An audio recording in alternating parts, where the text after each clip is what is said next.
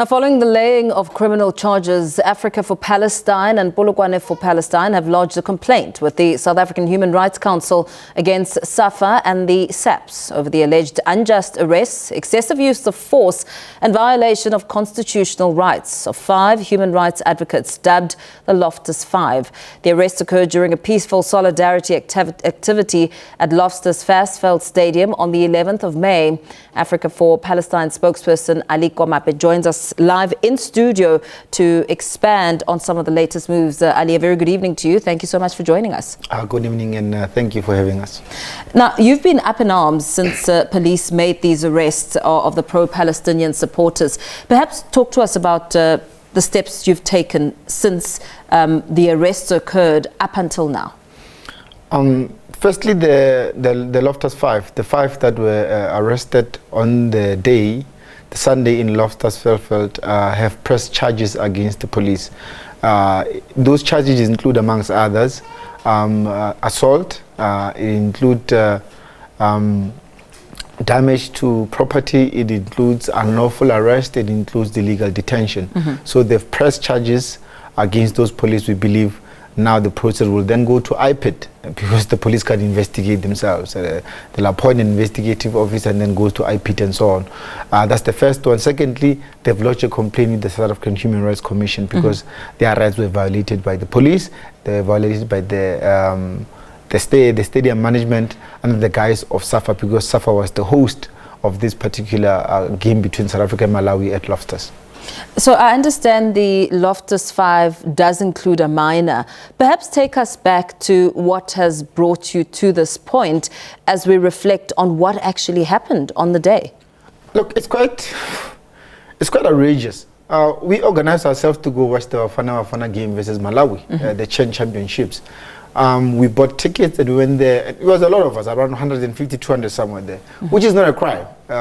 The SABC can organize themselves to go watch the derby anytime. You know, it's not a crime. So we organized ourselves. We went there. We were wearing these T-shirts, and then we were allowed in the stadium wearing our T-shirts. We bought tickets.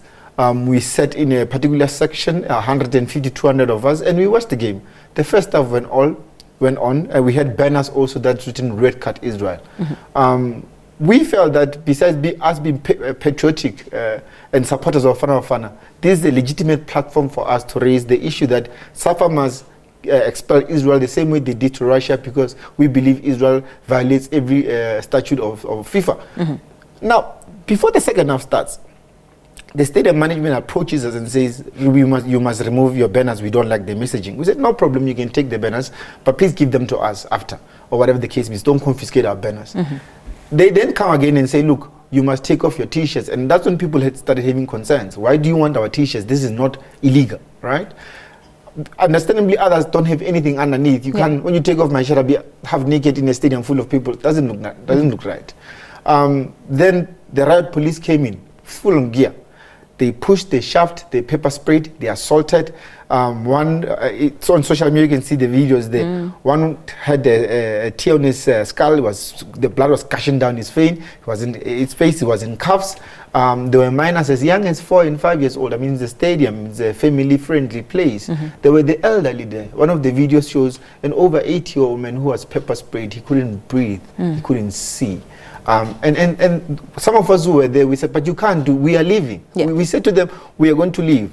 We don't have a problem with you saying we must leave your area. If you can remember, in 2015, we had a similar case like this, where one of our directors at the time, Mohammed Desai, was kicked out of Virgin Active for wearing a shirt that's written boycott Israel, whatever the case is. Virgin Active had later come to apologize. But when Mohammed Desai was kicked out of Virgin Active, he didn't throw a fit, he didn't fight with them to remain in Virgin Active. He left and then lodged a case with the South African Human Rights Commission. We had said to them, we will leave your area, we don't have a problem with leaving. But the police didn't understand that. They used force, they assaulted us. I was part of those that were being assaulted and pepper sprayed. And just like police do in any fracas, they take, I think, a few to set an example or whatever the case is.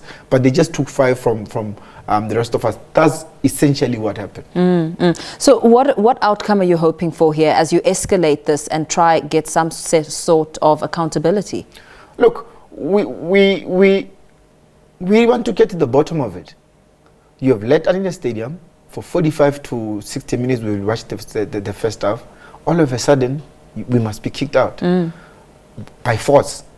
We're not infringing on anyone's right. It was not a protest, by the way. We didn't go there and chanting and doing. Yeah. We were watching the game. It was fun. People are dancing. When you see the videos, people are dancing. The young people say it's a vibe. No, I'm not. People are dancing in the stadium. It's a stadium. It was nice. Now you come and do this. Why? Because we believe someone somewhere was watching TV, saw this thing, made a call and say, hey guys, get rid of them. Or we believe someone saw it and was uncomfortable. Yes. Someone in a position of authority.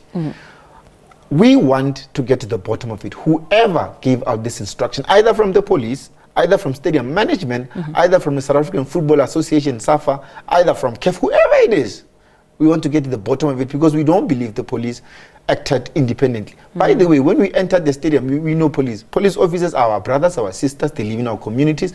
They were laughing with us saying, Ali Feitamo, give us some of your t-shirts. And we said, no, we'll give you some of our t-shirts. We were laughing, we were cordial with the police. Yeah.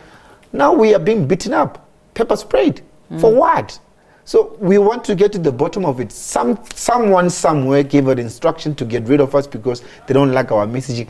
Our messaging is not illegal. There's nothing unlawful. We're saying Israel must be out of FIFA, same as other countries are banned out of FIFA for human rights violations. It's not a political statement. It's what we are saying at a stadium, a soccer stadium. So somebody did this. And we believe we are getting closer to expose who it is. But at the heart of it, to hold the South African Police Service accountable.